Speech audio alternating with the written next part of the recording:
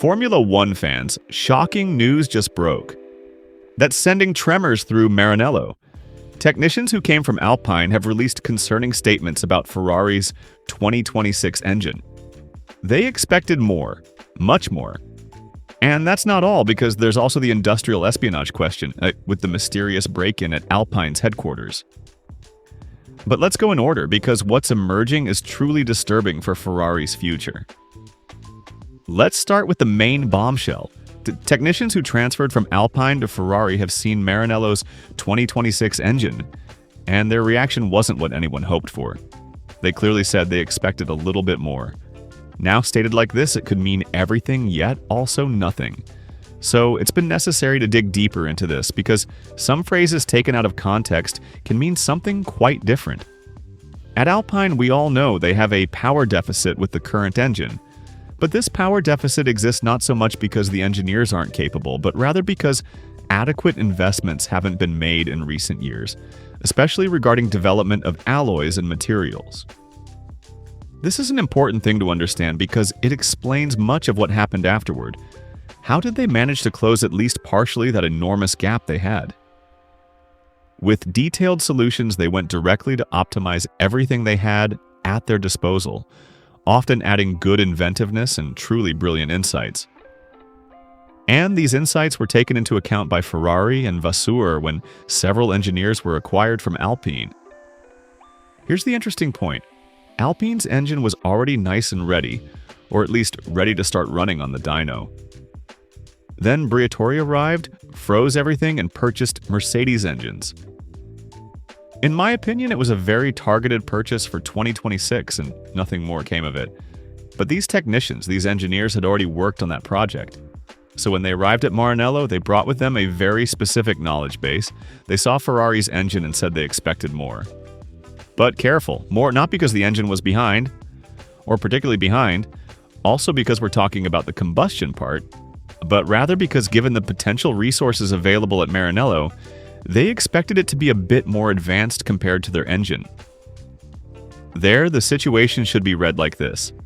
So on one hand, there's the negative aspect that perhaps we all hoped for, meaning that these technicians would be amazed by what they saw there at Maranello.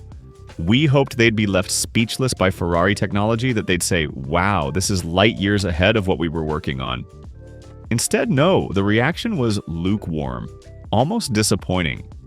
On the other hand, though, there's the fact that technicians with knowledge regarding certain specific insights have been acquired, without going too much into detail, that perhaps at Maranello hadn't been considered. So it's not all negative. Now these technicians are inside, these engineers are inside, and therefore the project that will power the 678 can benefit, which probably as a name will be 678. We need to look at the situation from both perspectives. On one side, it's concerning that technicians coming from a team with engine problems weren't impressed by Ferrari's project. This means expectations were high, perhaps too high, and that Maranello's technological advantage isn't as overwhelming as everyone hoped. On the other side, however, these engineers bring with them creative solutions and insights that could make the difference. Let's remember they managed to optimize an underfunded Alpine engine, finding brilliant solutions with limited resources. Imagine what they can do with Ferrari's resources at their disposal. But there's also another Alpine-related question that's truly disturbing. The intrusion that occurred yesterday around 10 p.m. Two rather disguised men, individuals who around 10 p.m. yesterday when the last work shifts finished, found a place fairly hidden from cameras and smashed the glass. This alone suggests they knew the situation somewhat, that they'd studied the operation well. In less than 5 minutes, they went up to high floors where the interesting stuff is, the projects, technical secrets, and then they disappeared onto the highway. Very fast, professional, organized. From here, the hypothesis of possible industrial espionage, although police are pursuing various leads. But think about it. The timing is suspicious, right? While these technicians are transferring from Alpine to Ferrari, right while there's talk of 2026 engine projects, here comes this targeted break-in. Coincidence? Maybe, but maybe not. Who could be interested in Alpine's secrets? Other teams?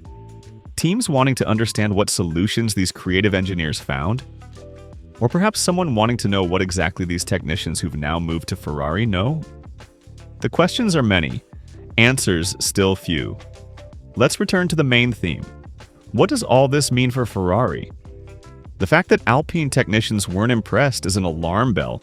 Ferrari must take corrective action, must rapidly integrate these new engineers' knowledge into the existing project. There's no time to waste. 2026 is around the corner.